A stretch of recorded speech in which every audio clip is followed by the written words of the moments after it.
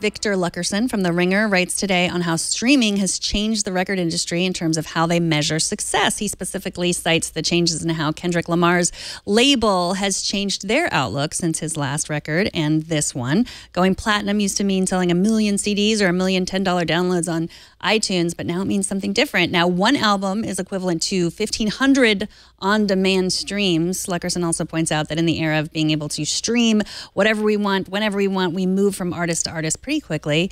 He writes, this is a quote, "All-consuming popularity is more fleeting than ever in the streaming era, but it's important that an artist as cerebral and experimental as Kendrick can still seize it." What do you think about this, Nate? Well, I think the metric of 1,500 streams to one album purchase is BS, to be honest. I think it's a little silly. Now, look, do you think it's too much or too little? I think it's too much. There is some math that the record industry is doing to basically pull out some financial things, and you know, when you used to spend $10 on an actual CD, or maybe 15 back in the day, as you know, it was 15 to 20 bucks when I was in high school buying CDs like once a week or whatever. Versus streaming someone's song, maybe just one or two of them, maybe not even finishing the song. That's what their math is about. That's industry stuff, and it's important, especially in these days when, you know, Drake a few weeks ago came out and set records on Apple Music and Spotify, and now Kendrick Lamar is coming out here and doing what he's doing. I think there's something that's a little more interesting to me as a music fan, as someone who's interested and cares about technology and culture, which is really that question of relevance and popularity. You used to be able to look at, okay, you know, did so-and-so go platinum, and how long did it take? They sold 1 million albums, how long did it take? Now you're asking these questions about, you know, these streams, how many did they get, and so long. There's this interesting back and forth that's happening in hip-hop, and I think you'll start seeing it in other forms of pop music as well, where these artists at a certain level are almost keeping each other relevant in a way. Now, Kendrick Lamar is a very different kind of rapper than a Drake is, but they keep each other relevant by, sometimes there's like subliminal messages in their lyrics. Are they going after each other? Are they digging, you know, and like they're releasing one song at a time. They're hyping up their album for months and months on end. The whole process of issuing singles and then having the culmination of an album is stretched out. So every aspect of it is changing. That's kind of what makes this Ringer article such a good read, is it's really looking beyond the numbers into the kind of 360-degree view on how these artists release their music. And in some ways, because they're having this conversation through music back and forth, they are keeping each other a bit relevant, even when they don't have new stuff coming out, which makes sense given what, you know, how collaborative of an art form hip-hop music is. You know, it's not just someone in a room by themselves making this music most of the time. There's usually, you know, guest appearances and producers, and it's always kind of an ensemble cast, kind of like jazz music was back in the day. So really interesting stuff. But yeah, the whole 1,500 streams to one album purchase, I don't care about that number. Well, is it a different between, like, is a stream on Apple Music that I'm paying for different than a stream on Spotify when I am not paying?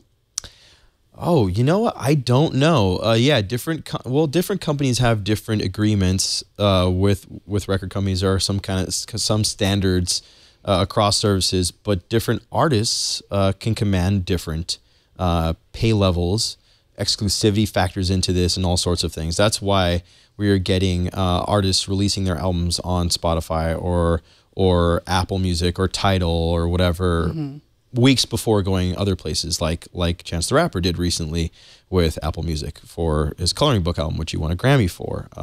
The first to win a Grammy for a digital-only album that had no physical release. So this is all kind of stuff that's changing all of the time. So I don't have a good answer for that, but I do know that different artists, depending on, you know, there's not a lot of artists who are at Kendrick Lamar's level of cultural relevance and popularity.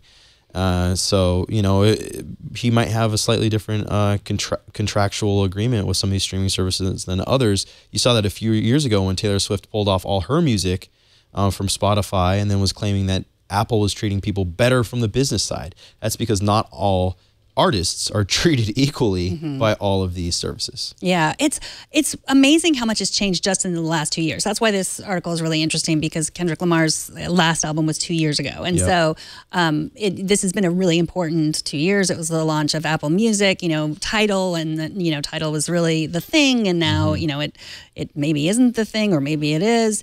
But what's interesting to me is, I posted on Twitter about this. I was listening to NPR, and they talked about the day that the Kendrick Lamar album dropped, and they just sort of talked about its cultural significance. And I'd heard of Kendrick Lamar, and I was like, I'm gonna listen to that, because it seems like it's something that's important. It sounds interesting. He sounds interesting. So I opened up my phone and I downloaded it. I didn't, that was all that I had to do.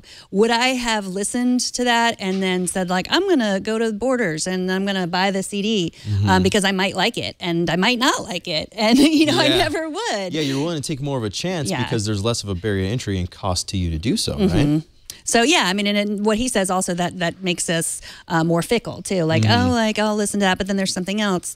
And also that the charts are very, they're like filter bubbles of themselves. And do they even matter anymore is the question. Yeah, and to a certain extent, I kind of think they don't. I mean, I'll give myself as an example. Now, granted, my tastes and my habits are maybe a bit old school these days, but when new albums come out, I usually download them to my phone because I don't want to kill my data plan, right? So I might listen to an album multiple times, but does that count as a stream or not? The only time I'm really streaming is when I'm in my apartment, but as I'm driving to work or I'm, on public transportation, I'm not streaming. That stuff is downloaded to my phone, and it's technically might as well be offline. Yeah.